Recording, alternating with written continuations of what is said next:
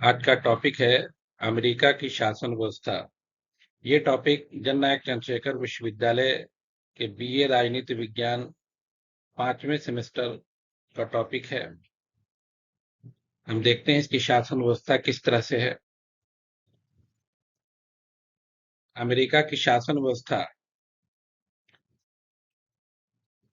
सभी देशों में शासन व्यवस्था के 3 अंग होते हैं, 3 पार्ट होते हैं।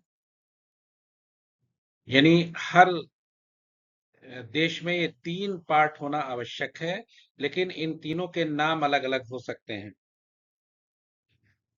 अमेरिका की शासन व्यवस्था की बात करें तो अमेरिका की शासन व्यवस्था में व्यवस्थापिका को कांग्रेस कहते हैं और कांग्रेस के 2 पार्ट होते हैं, सीनेट और प्रतिनिधि सभा।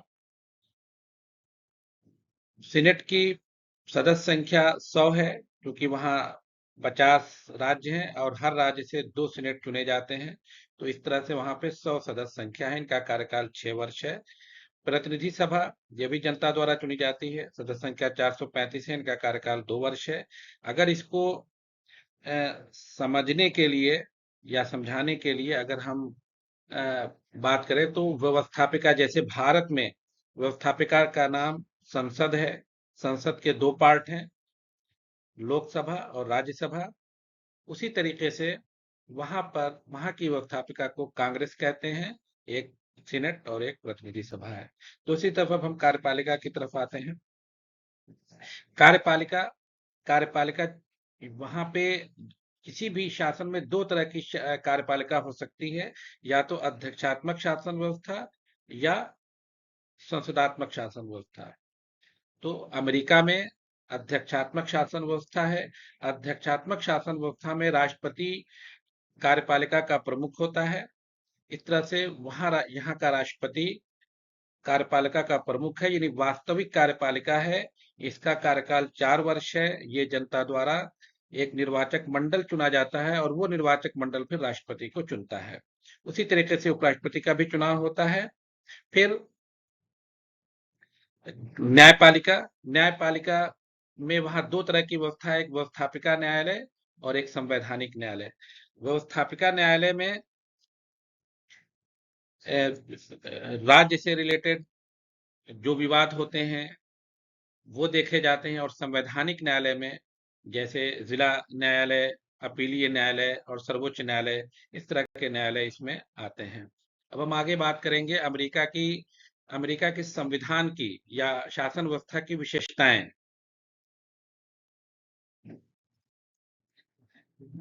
तो हम देखेंगे यहाँ पे है निर्मित एवं लिखित संविधान। निर्मित एवं लिखित संविधान का मतलब कि एक समय में एक संविधान सभा द्वारा तैयार किया गया संविधान है और लिखित दस्तावेज के रूप में मौजूद है। फिर दूसरा है सर्वाधिक संक्षिप्त संविधान। सर्वाधिक संक्षिप्त संविधान यानी बहुत ही छोटा संविधान वहां का है। इसका अंदाजा हम इसी से लगा सकते हैं कि वहां के संविधान में केवल 7 अनुच्छेद है, जो 10 या 12 पृष्ठों में मुद्रित है।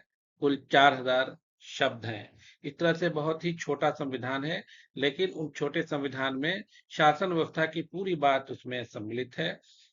संविधान की सर्वोच्चता, वहां की शासन व्यवस्था में संविधान सर्वोच्च है, यानी कि व्यवस्थापिका, कार्यपालिका और न्यायपालिका जो अपने काम करेंगे उसमें संविधान सर्वोच्च होगा। संविधान के अकॉर्डिंग ही करेंगे, संविधान के अनुसार करेंगे। गणतंत्र की स्थापना, गण वहां की शासन व्यवस्था गणतंत्र की स्थापना करती है। गणतंत्र मतलब वहां का जो राष्ट्रपति होगा, जो राष्ट्र का अध्यक्ष होगा, वो जनता द्वारा निर्वाचित होगा। यानी कि वो पैतृक व्यवस्था नहीं होगी वहां पर। जो वहां का राजा होगा, जो राष्ट्रपति होगा, वो जनता द्वारा निर्वाचित होगा। इसलिए यहाँ पे गणतंत्र की स्थापना होती है। संघात्मक शासन व्यवस्था यानी ये राज्यों का संघ है। कई राज्य मिलकर के बने हैं और उन राज्यों को स्वतंत्रता दी गई है।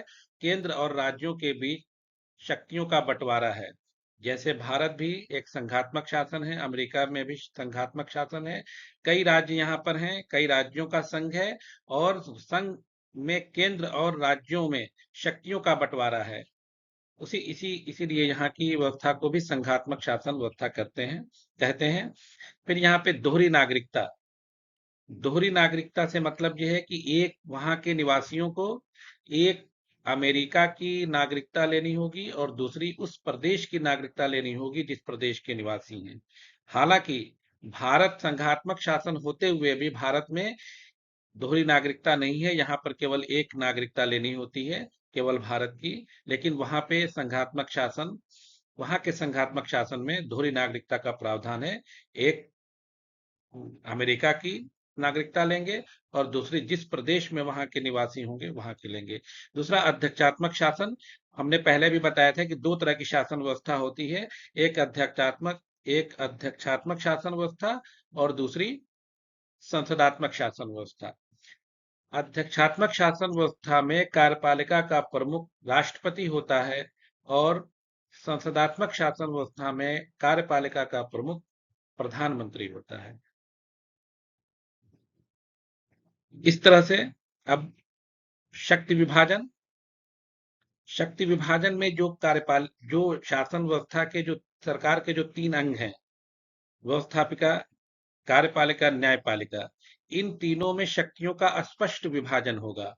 कोई भी सदस्य ऐसा नहीं होगा जो कार्यपालिका का भी सदस्य हो और व्यवस्थापिका का भी सदस्य हो या न्यायपालिका का भी सदस्य हो। अमेरिका की व्यवस्था में स्पष्ट शक्ति विभाजन है, यानी तीनों में शक्तियों का विभाजन है, लेकिन इस तरह की शक्तियों का विभाजन है कि नियंत्रण और संतुलन भी बना रहे, यानी कि संस्थाएं तीनों अंग इस तरह से शक्ति का विभाजन हो कि कोई इतना शक्तिशाली न हो जाए कि वो संविधान के विरुद्ध काम करने लगे, बल्कि तीनों पर एक दूसरे का नियंत्रण स्थापित रहे कि सभी लोग संविधान के अनुरूप कार्य करें।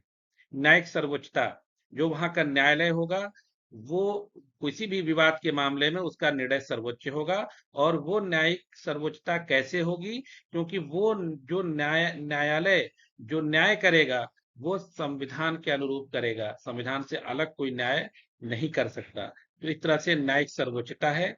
अब अब इतनी बातें ये होती हैं संविधान की विशेषताएं।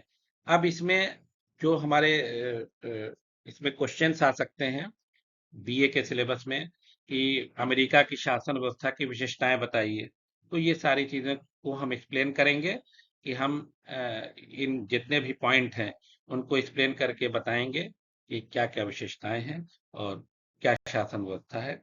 इसी के साथ ये लेक्चर समाप्त होता है। धन्यवाद।